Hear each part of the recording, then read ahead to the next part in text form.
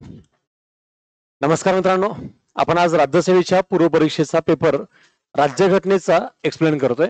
यामध्ये राज्यघटनेचे आलेले सर्व प्रश्न आपण बघणार आहोत. पण प्रथम हा पेपर सोपा होता की अवघड होता? तर ना सोपा होता ना तो अवघड होता, असंच विद्यार्थ्याचं ओपिनियन दिसतं. पेपरचं स्ट्रक्चर दरवर्षी पेपर देताना असंच दिसतं की असा पॅटर्नच नव्हता, असं पहिल्यांदा प्रश्न विचारलेत, अशा टाईपमध्ये बराच बदल झालेला दिसतो. तर ते एक विशिष्ट ठेवणी, विशिष्ट घटक हा तसाच फॉलोअप होऊ देत नाहीत. ते कुठं ना कुठं चेंज करतात, ब्रेक करतात. त्याचाच हा पुरावा या पेपरमध्येही पाहायला मिळतो. आणि बऱ्याच विषयामध्ये योग्य सोर्सेस बद्दलचं बॅलन्स दिसत नाही, पण तुलनेनं राज्यघटनेबद्दल मात्र ते खूप आउट ऑफ गेलेलं नाहीये. पण सगळ्यात विषयाबद्दल एवढं दिसतं की constructive mains cum pre point of view detail proper study केल्याशिवाय कोणत्या विषयाचे सगळे प्रश्न सॉल्व्ह होत नाहीत, हे फॅक्ट दिसते. पण आज आता आपण पहिला फोकस करू आणि पेपर बद्दल एक्सप्लेन करताना इथं मी तुम्हाला सगळं एक्सप्लेनेशन इथं करणार नाही. एवढे पेशन्स, एवढा वेळ आता आपल्याकडं ठेवणं हे शक्य नाहीये, कारण लवकरच आन्सर की येईलच. ही जस्ट एक अंदाजित प्रेडिक्टेबल आन्सर की आहे आणि त्यासोबत आपल्याला एक थोडंसं मुख्य परीक्षेचा अभ्यास करायची दिशा मिळावी, अंदाज यावा, यासाठी हे एक एक्सप्लेनेशनचा पार्ट आहे.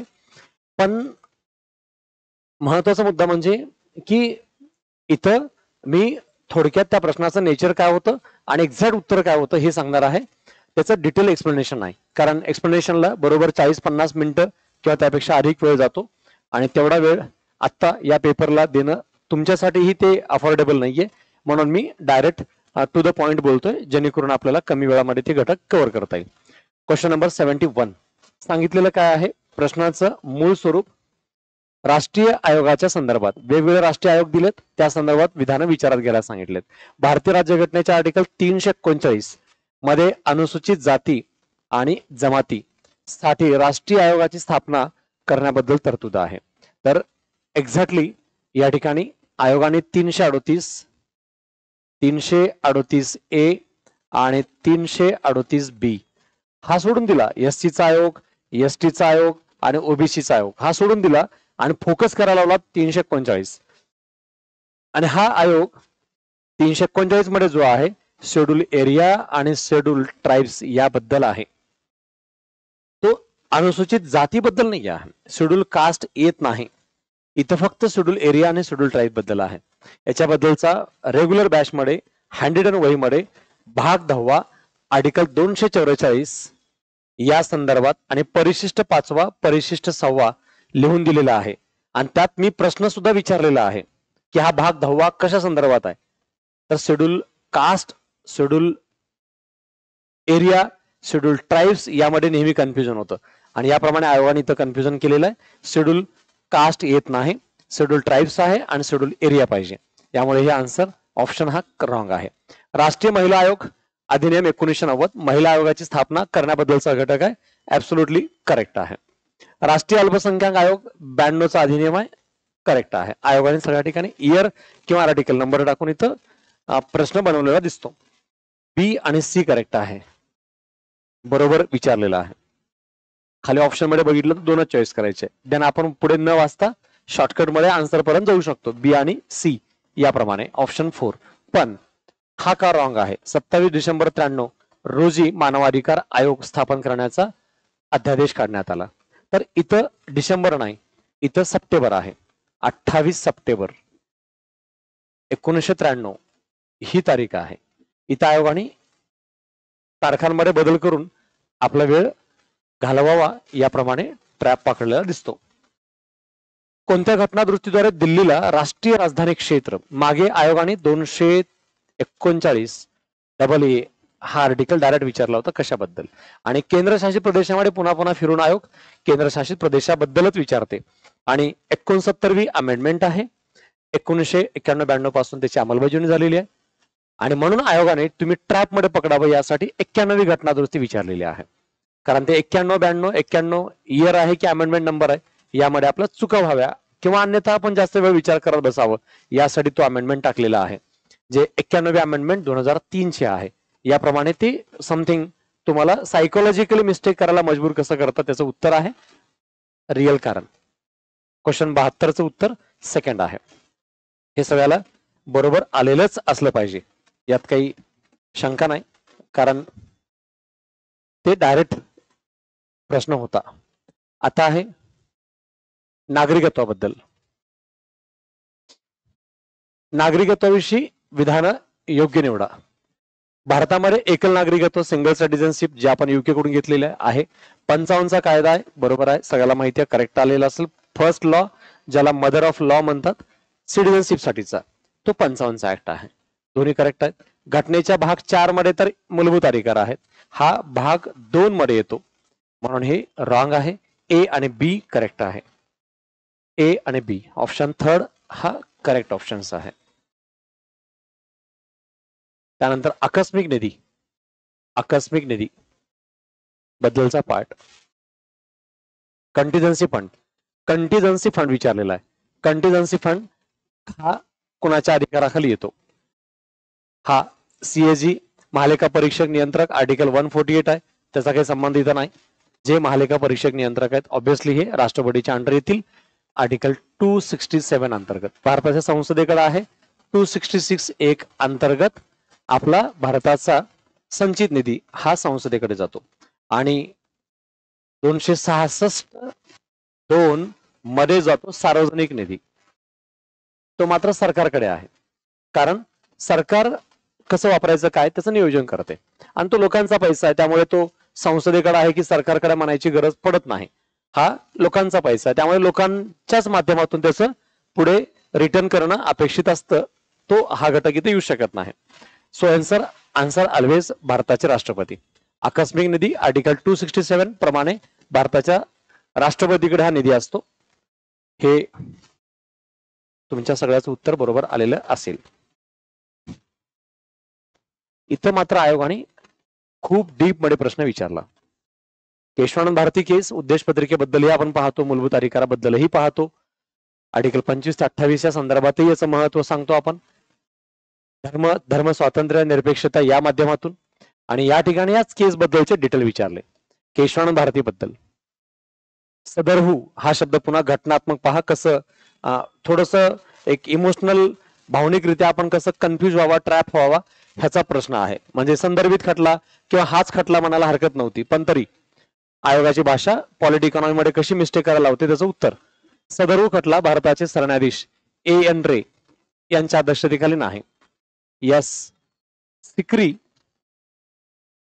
हे जे आहेत हे CJI होते, चीफ जस्टिस ऑफ इंडिया यांच्या नेतृत्वाखाली होता, आणि 13 न्यायाधीशांचं खंडपीठ होतं. भारतातलं सर्वात मोठं खंडपीठ, सर्वात जास्त दिवस चाललेला खटला, सर्वात जास्त पानांचा, हे इत्यादी प्रसिद्ध असलेलेच घटक आपण हे ऑलरेडी ऐकतो किंवा आपल्याला माहिती आहे. 7-6 न्यायमूर्तींच्या बहुमताने हा खटला निकाल देण्यात आला होता, आणि या निकालामध्ये मूलभूत रचना बेसिक स्ट्रक्चर याबद्दलचा घटक दिलेला होता आहे. 7-6 याप्रमाणे निकाल दिलेला होता. ऍब्सोल्युटली करेक्ट आहे. या खटल्याने गोलकनाथ प्रकरणातील निर्णय बदलला, कारण गोलकनाथ प्रकरणामध्ये काय सांगितलं होतं, उद्देश पत्रिका हा राज्यघटनेचा भाग आहे आणि संसद काहीच बदल नाही करू शकत, आणि इथं काय सांगितले, संसद बदल करू शकते पण बेसिक स्ट्रक्चर मध्ये नाही, म्हणून करेक्ट आहे. हा खटला न्यायालयीन सक्रियतेचं उदाहरण आहे. न्यायालयीन सक्रियता, ज्युडिशियल ऍक्टिव्हिजम ही कन्सेप्ट ओरडू बेसिक फाउंडेशन स्टार्टिंगच्या वेळेस प्रत्येक बॅचच्या बेसिक लेक्चर मध्ये हा पार्ट येत असतो नेहमी, आणि सांगितलेलं होतं की सक्रियतेचं उदाहरण काय. न्यायालय सक्रियता कधी म्हणायचं, जेव्हा न्यायालय स्वतःहून एखादी विषयाची दखल घेते किंवा एखाद्या विषयाचा अन्वयार्थ करण्याचा प्रयत्न करते, तेव्हा ते ज्युडिशियल ऍक्टिव्हिजमच असते. आणि या ठिकाणी सुप्रीम कोर्टनं उद्देश पत्रिका आर्टिकल 25 ते 28 या सगळ्या संदर्भात ज्युडिशियल ऍक्टिव्हिजमच दाखवलेलं आहे. हे ऑलवेज प्रूव्ह झालेलं आहे त्यांच्या खटल्याच्या माध्यमातून. BCD हा पर्याय करेक्ट यायला पाहिजे, ऑप्शन सेकंड.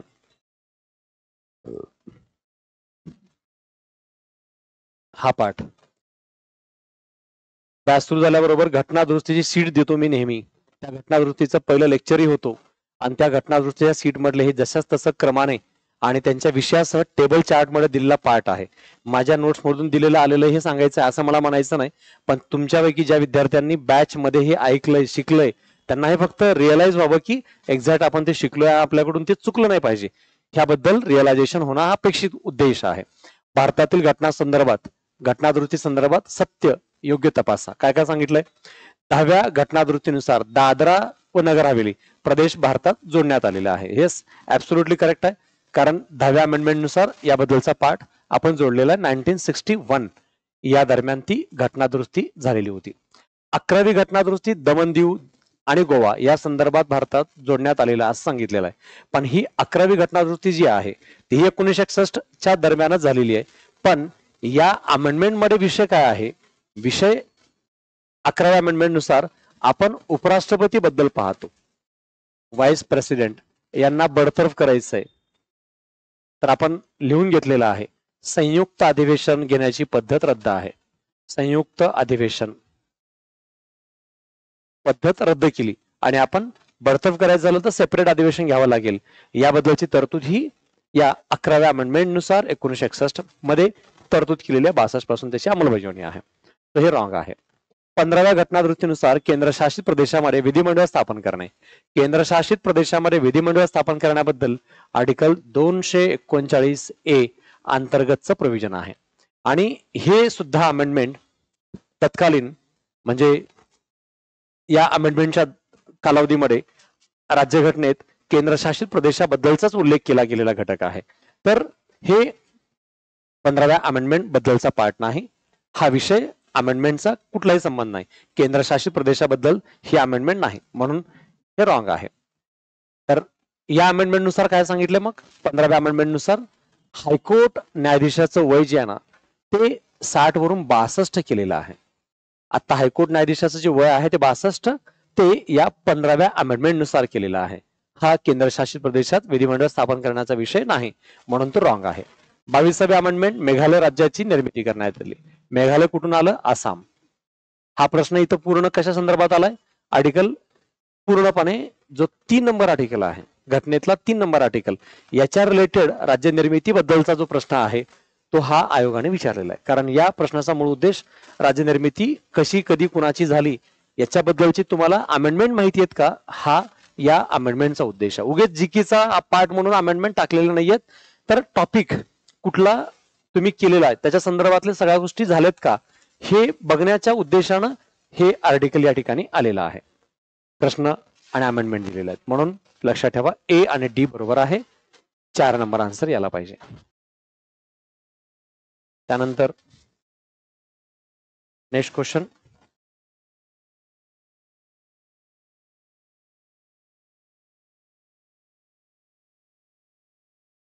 क्वेश्चन नंबर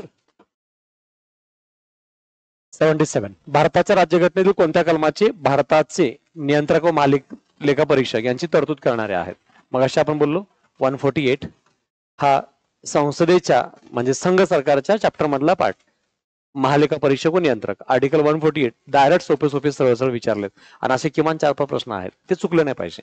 बाकी जे ऑड विचारलंय की अवघड विचारलंय ते सगळ्या जनतेला येत नाही, आपल्याला येत नाही, काही प्रॉब्लेम नाही, पण हे चुकले नाही पाहिजे होते जर कोणाचे चुकले असतील तर आहे. आणि आयोगाचा आवडीचा प्रश्न नेहमी धर्मनिरपेक्षतेबद्दल. याही ठिकाणी त्यांनी धर्मनिरपेक्षतेला प्रश्न फोकस केलाय, पण खूप डीप मध्ये जाऊन याला त्यांनी डायव्हर्ट केलेला आहे, कन्फ्यूज करण्याचा प्रयत्न केलेला आहे. काय आहे बघूयात एक एक घटक या संदर्भातलाही. भारतीय राज्यघटना धर्मनिरपेक्ष राज्य स्थापित करते. भारतीय राज्यघटना सेक्युलरिझमचं स्टेट स्थापित करते. म्हणजे काय करते? तर आता रिसेंटली इलेक्शनच्या टाइम मध्ये पण याबद्दल चर्चा होती आणि अनेक वेळेला मी क्लासमध्येही धर्मनिरपेक्षतेबद्दल, सर्व धर्म समभावाबद्दल, धर्म स्वातंत्र्याबद्दल तिन्हीचे चार्ट काढून दिलेले आहेत. धर्मनिरपेक्ष, धर्म स्वातंत्र्य आणि सर्व धर्म समभाव यामधला फरक, गांधीजी यांच्याबद्दल, त्यानंतर शहीद भगतसिंग यांच्याबद्दल आणि एकूणच ऑल जनता यामध्ये आपण डिवाइड करून पण बघितलं होतं कुणाकडे कोणते अधिकार आहेत. या ठिकाणी आता हा पार्ट इथले ऑप्शन बरेच डिफरंट पहिल्यांदाच वाचताय तुम्ही असं वाटण्यासारखे घटक या ठिकाणी दिलेले दिसतात. राज्य रोजगाराच्या बाबतीत धर्माच्या आधारावर भेदभाव करतं याचा उद्देश नाही. आर्टिकल 15 आर्टिकल 16 मध्ये भेदभाव करून सांगितलंय, पण आम्ही अल्पसंख्याकांना रोजगार देतोच की. पण राज्याचा उद्देश जो इथे विचारलाय त्याचा आणि याचा संबंध लागला नाही पाहिजे या प्रश्नाप्रमाणे, म्हणून हे यायला नाही पाहिजे. आता आयोग काय विचार करतं हे डिसाईड करणं खूप डिफिकल्ट आहे, कारण हा म्हणतो ना की कॉमन क्वेश्चन आहे, अप्लाइड पद्धतीचा आहे. ह्याच्यामध्ये मायनर काही गोष्टी इकडे तिकडे प्लस मायनस आयोग करण्याची शक्यता ऑलवेज राहील. पण ज्याचं उत्तर यायला पाहिजे ते म्हणजे धर्मनिरपेक्ष राज्य सेक्युलर स्टेट आहे, तर सेक्युलर स्टेट राज्याने कोणत्याही विशिष्ट धर्माला अग्रक्रम देण्याचं टाळलेलं आहे. ऍब्सोल्युटली राज्य कुठल्याही धर्माला अग्रक्रम देत नाही, हे 100% करेक्ट आहे. त्यासोबत राज्य सर्व धर्मांना समान समजते. सर्व धर्मांना समान समजते याचा अर्थ राज्य सर्व धर्म मानते, आणि सर्व धर्म मानते म्हणजे सर्व धर्म समभाव आहे. आणि जिथं सर्व धर्म समभाव असतो तिथे धर्मनिरपेक्षता असते असं म्हणायचा ऑप्शन राहत नाही. या दोन वाक्यामध्ये विरोधाभास तयार होतो, म्हणून हे यायला नाही पाहिजे. पण आता नेक्स्ट ऑप्शन, सर्व जनतेला श्रद्धा व पूजा करण्याचं स्वातंत्र्य आहे. आता स्वातंत्र्य आहे तर हे जनतेचं झालं, राज्यानं त्याला सपोर्ट करणे अपेक्षित आहे. हा इनडायरेक्ट ऑप्शन त्याचा करेक्ट येतो, म्हणून बी आणि डी करेक्ट आहे. यानुसार बी आणि डी हा ऑप्शन यायला पाहिजे. पण चान्सेस आहेत आयोग सी पण करेक्ट करण्याचे. राज्य सर्व धर्माला समान मानतं म्हणजे राज्य कोणताही स्वतःचा धर्म मानत नाही पण सगळ्याला समान मानतं, हे इनडायरेक्ट अर्थ होऊ शकतो, म्हणून प्रोबॅबिलिटी चान्सेस आहेत याचेही.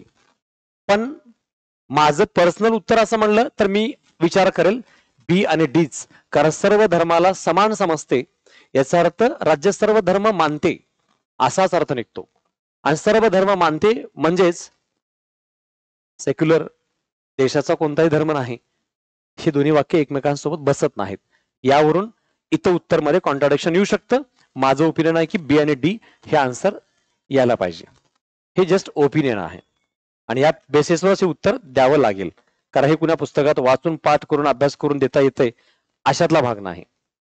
पण काही प्रश्नांची उत्तर अशी द्यायची तयारी ठेवावीच लागेल, हे गृहीत धरून चालणे. म्हणून आन्सर बी आणि डी हा चौथा पकडायला हरकत नाही. कोणती कलमे आपल्या देशातील निवडणूक व्यवस्थेसाठी तरतूद केलेली आहेत? मी सांगितलं होतं सगळे भाग करून जा, एक तरी प्रश्न येतो. भागाचा प्रश्न हाच आहे. 324 ते 329 याबद्दलचा पाठ राज्यघटनेमध्ये भाग नंबर 15 होता.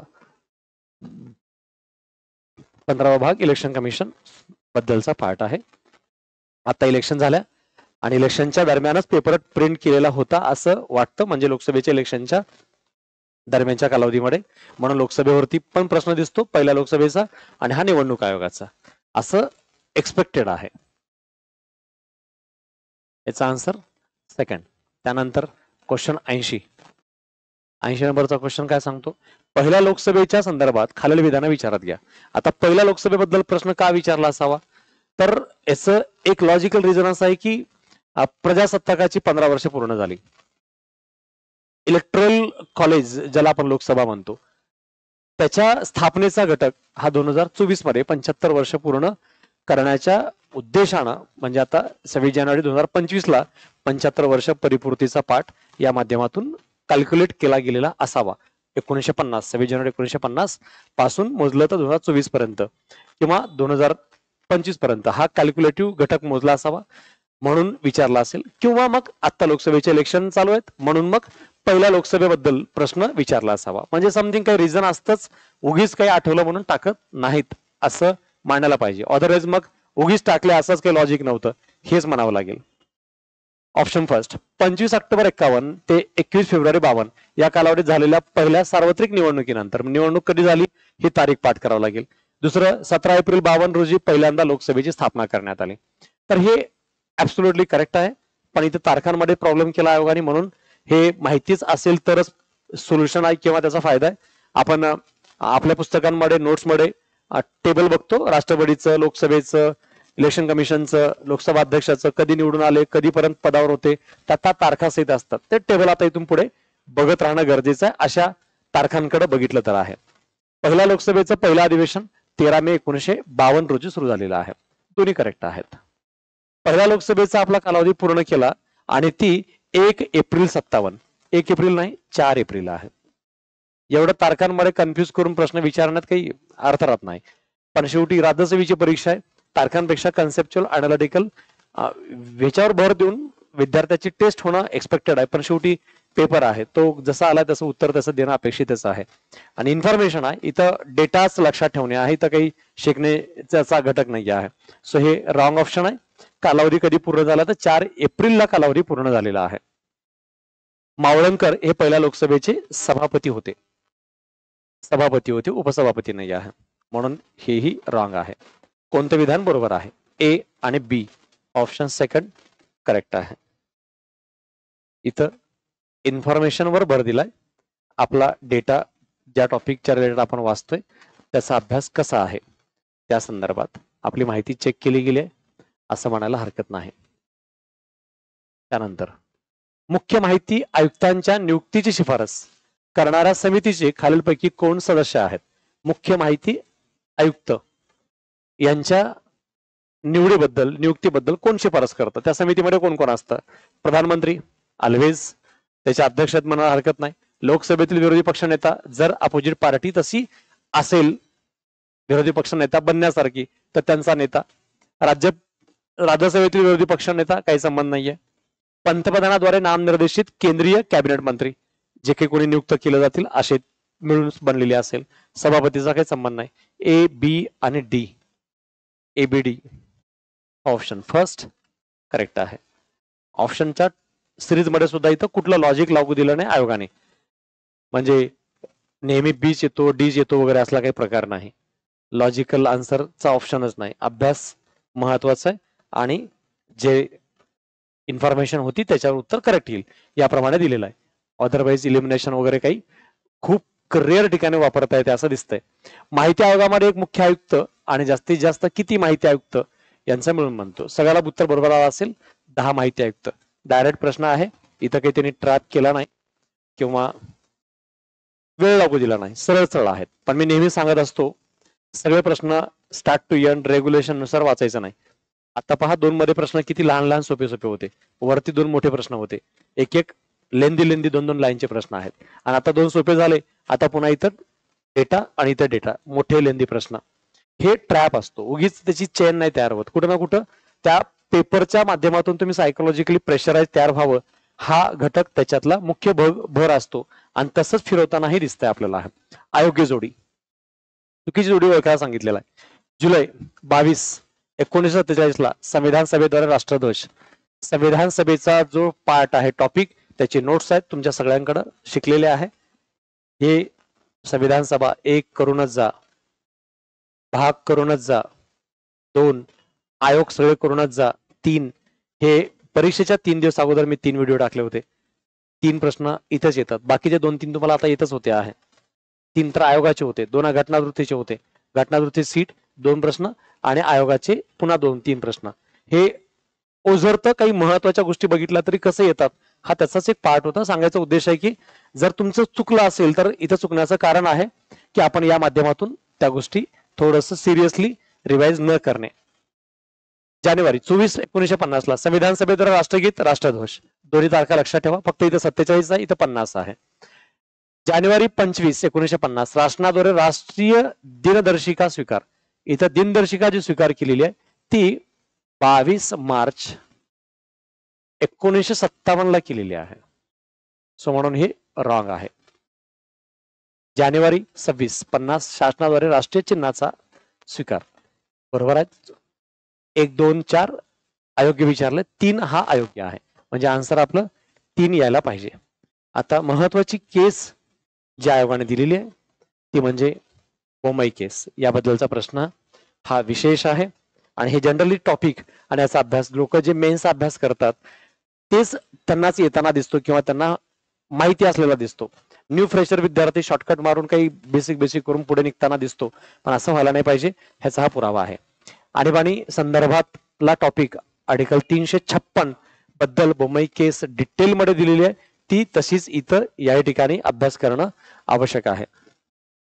घटक राज्यातल्या आणीबाणीबद्दल बोमई खटला, जे कर्नाटकाचे मुख्यमंत्री होते त्यांच्या नावानं हा खटला आहे. कर्नाटकमध्ये आणीबाणी लागली होती, त्या आणीबाणीला त्यांनी चॅलेंज दिलं होतं, त्याच्यावरून हा बोमई खटला म्हणून प्रसिद्ध आहे. आणि याच खटल्यामध्ये सुप्रीम कोर्टने काही नॉर्म्स दिले, रेग्युलेशन दिली, तत्व दिली, आणि ती तत्व ही आहेत. काय तत्व बघूयात एक एक. खटला 94 आहे, सगळ्याला माहिती असावा. घटक राज्यात राष्ट्रपती राजवट आणली गेल्यास राज्यांना सर्वोच्च न्यायालयाकडे दाद मागता येतं. राज्याला दाद मागायचा अधिकार आहे असं सांगण्यात आलं.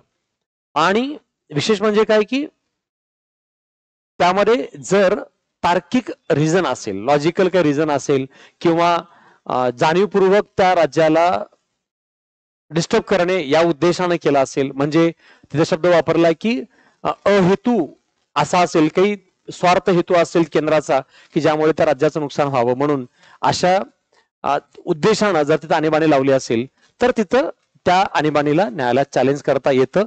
हे सुद्धा नॉर्म्स या बोमई खटल्यामध्ये बोलले गेलेले होते. सबळ कारण नसताना राष्ट्रपती राजवट आणली गेल्यास कुठलं जर काही स्ट्रॉंग रिझनच नाही, सर्वोच्च न्यायालय केंद्र सरकारचा निर्णय रद्द करू शकतं, कारण ज्युडिशियल रिव्ह्यू करण्याचा अधिकार सुप्रीम कोर्टला आहे, हे बोंबई केसमध्ये बोलण्यात आलेलं आहे. घटक राज्यातील विधानसभा बरखास्त करण्याच्या आदेशाला केंद्रानं जर 356 लावून, आर्टिकल 356 लावून जर विधानसभा बरखास्त करायचा ठरवत असेल, करत असेल, तर संसदेची मान्यता घेणं आवश्यक आहे, असंही बोंबई खटल्यात बोललेलं आहे.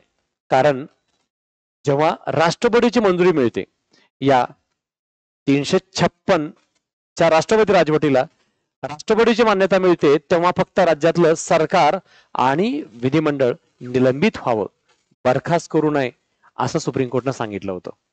आणि हे तोपर्यंत बरखास्त करू नये जोपर्यंत संसदेची मंजुरी मिळत नाही. एक बार संसदेची मंजुरी मिळाली किंवा बरखास्त करायला हरकत नाही. आणि जर ते चुकीच्या कारणास्तव झाला असेल तर आम्ही सुप्रीम कोर्ट ज्युडिशियल रिव्ह्यू करून त्याला पुनर्स्थापितही करू शकतो. हे बोंबई केसमध्ये सुप्रीम कोर्टनं दिलेले मेजर रिअल पूर्ण स्टेटमेंट आहेत. म्हणून चारही करेक्ट आहेत. ABCD हा सेकंड ऑप्शन त्याचा करेक्ट यायला पाहिजे. 84 या क्वेश्चनचा आन्सर. अशा पद्धतीने जवळपास हे 14-15 प्रश्न पॉलिटीचे विचारलेत आणि एवढा मोठा लेंदी प्रश्न विचारलाय जो जनरली मेन्सला विचारला जातो किंवा मेन्सच्या अभ्यासाला एवढा डीप मध्ये घटक कव्हर करावा लागतो. हे आता प्री मध्ये टाकून कॉम्पिटिशन कमी करण्याचा प्रयत्न केलेला आहे. कोणते कलम उच्च न्यायालयाला मूलभूत अधिकाराच्या अंमलबजावणीसाठी निर्देश जारी करण्याचा आदेश, म्हणजेच आपण त्याला काय म्हणतो, रीट काढण्याचा अधिकार आहे. आर्टिकल 226 डायरेक्ट आन्सर आहे. आर्टिकल नंबर विचारलेत, पण ते नंबर जे सगळी आर्टिकल 1 ते 395 पर्यंत राज्यघटना ज्याने अभ्यास केलाय किंवा प्रॉपर बघितलंय त्यांना मात्र हे easily paper to the point छापला गेल्यासारखा दिसेल असं म्हणायला हरकत नाही. पण ही टेंटेटिव्ह एक अंदाजित उत्तरपत्रिका मी सांगण्याचा प्रयत्न केलाय, तर याला जरूर पडताळून पहा आणि पुढच्या अभ्यासाला लागा. वेळ न वाया जाऊ देता पुढच्या मुख्य परीक्षेच्या अभ्यासाच्या दृष्टिकोनातून तयारीला लागणं जरुरी आहे. कारण कट ऑफ मेरिट किती लागेल हे कोणीही सांगणं तेवढं काम सोपं नाही, कारण इथं कुणीच कुठला बेस ठरू शकत नाही. असा इन्फॉर्मेटिव्ह फॅक्च्युअल पेपर नाही. त्यामुळे या पेपरकडं आपण मेरिटच्या पॉईंट ऑफ व्ह्यूनं बेस ठरवून अभ्यास करणं पॉसिबल नाहीये. त्यामुळे जर तुम्ही हे राज्यसेवा माझा लास्ट अटेम्प्ट होता म्हणून असा अभ्यास करत असाल तर मेन्सच्या अभ्यासाला लागा. आणि जर तुम्ही कंबाईनचा फॉर्म भरलाय तर या पेपरच्या उत्तरपत्रिकेची आणि आयोगाची त्याच्याबद्दलची पुन्हा रिझल्टची वाट न बघता डायरेक्ट कंबाईन ग्रुप बीचा पुढचा अभ्यासाला लागा.